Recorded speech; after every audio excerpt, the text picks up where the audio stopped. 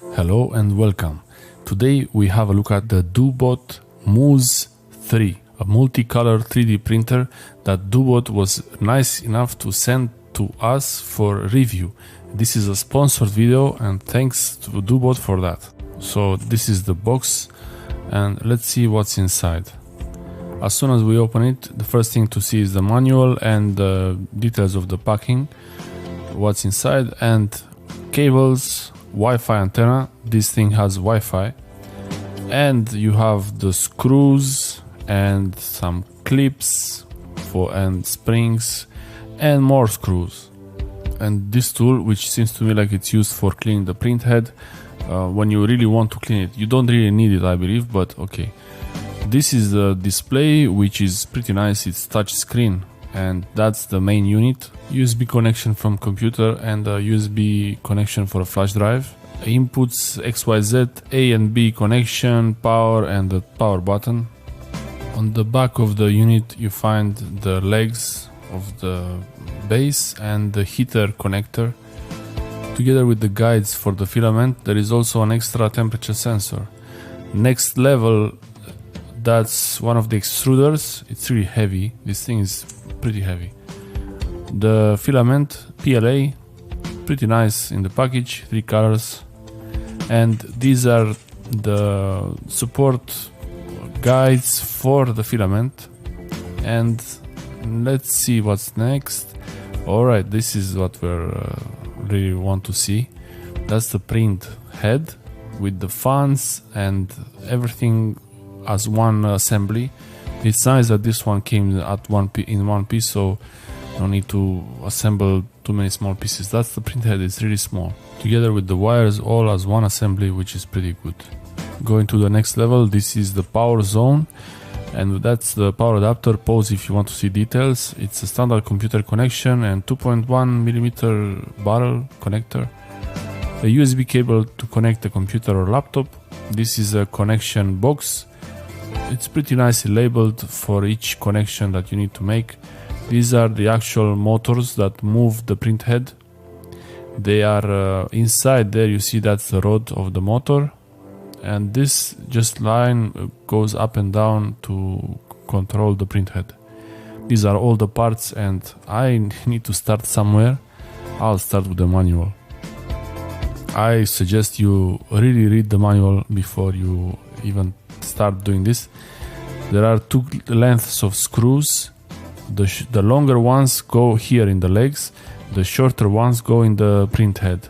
It's really important to use the longer ones here and not the other way around. And installing everything together, you just follow the instructions. Everything is in the manual, and you have a few extra pieces, a few extra parts, but it shouldn't be a big deal, it shouldn't be a problem. These ones, assembling everything together. All the tools that you need for this are already supplied in those packages. It's just those Allen small keys. And here the connection, you have to really be careful to put each connection in the right place.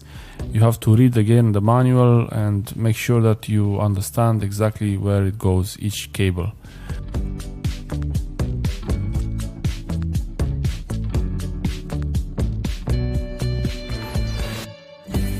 The display is on, fans are spinning, so first thing to do is to home the machine. It's all in the manual. I just followed the manual.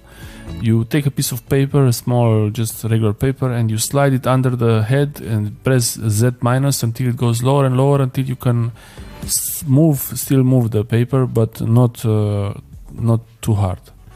You have to do 2 kinds of leveling. One is the 3-point leveling that goes to the corners drawn on the plate, and also setting the home point in the middle. Both are done the same way, and it's all written in the manual how you should be doing it. I'm gonna just I got a few files to print, but I don't know what this was. I didn't know what this one was at the time, so I'm just gonna try to print it and see what comes out. Really, I had no idea what it's gonna print here. And this is actually the first time I ever print something on a 3D printer. And let's see how it goes.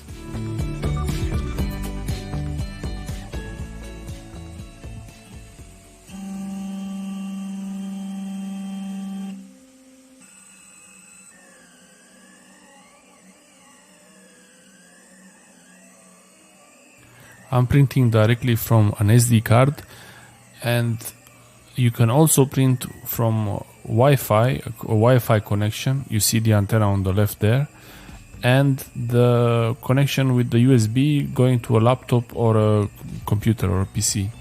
They have apps for iPhone and Android, and from the computer you can just print directly from Cura, how you pronounce it. It's the first time I use this Cura software. It's pretty simple actually. It's what builds the file for the instructions of the printer, a G-code file that is telling the printer to go to each point. So it's drawing all these points for the printer to follow.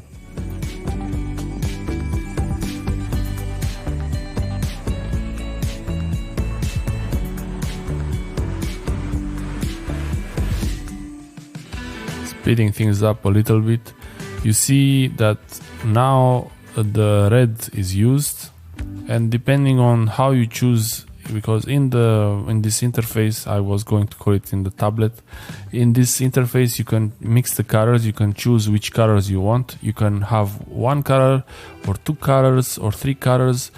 It can make a combination of colors, so you can make green, for example. If you mix yellow and blue, you can have green, and any color in between these red, yellow and blue.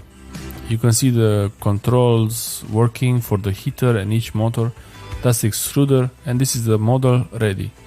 When removing it, it's best to use something sharp to put it under the model and let it cool down before you try to remove it.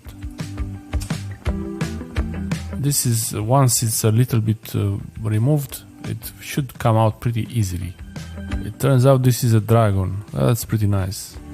You can use this to print small models like this, or a case for a Raspberry Pi, or an Arduino case, or an SD card holder, or any box and case for batteries that you might want to have for your projects. I chose to print something that uses the color mixing feature, and it's pretty nice for the channel. You will see in a moment. So this is the dragon. That's the base plate. Looks pretty good. Okay, now I show you this channel mixing for the colors. And what I'm doing here, I'm starting a print. This file, this STL file, and then a G-code file, I tried to make it myself. It's the first time I do this, so I believe it worked out pretty well. I mean, it could have been much worse. Can you guess what this is? Yeah, it's the logo of the channel in 3D with a base of red and the yellow highlight on the text. All done in one pass without any changing colors or filaments. That's the back where I could put a magnet, and this is the front. It looks pretty good considering that it's the first thing I did. And that's the dragon model. It's really, I mean, it just came out from the printer. Maybe it would need to be cleaned up a little bit, but not much. I believe it's pretty good as it is. And it's interesting to see the patterns of how the printer worked. It gives it a nice, interesting feel. Like you can understand that it was made layer by layer. And it's, I don't know about 3D printers much, but to me this looks really good. Trying to print another model, and this time mixing the colors and not going straight from one color to the other, but doing a gradient. And that's how it works. It's really pretty fine details. You can print anything you like, and the nice thing is that you can mix those colors. This is how I did the logo, and let me know if you want the STL file, if you want to print it yourself. This is installing the drivers, connecting to the computer. That's one way to print from the laptop. And also you can use the app. I'll show you how the app works in a moment. Right now, once you go to on the actual printer, you set the AP mode. It will show you a QR code, and you just scan the QR code from the app and you're connected. Then you send the file to the printer and you're good to go. I hope this video was helpful, and you will find the links for the DoBot Muse 3 in the description below. Subscribe, like and share, and I will see you next time. Bye.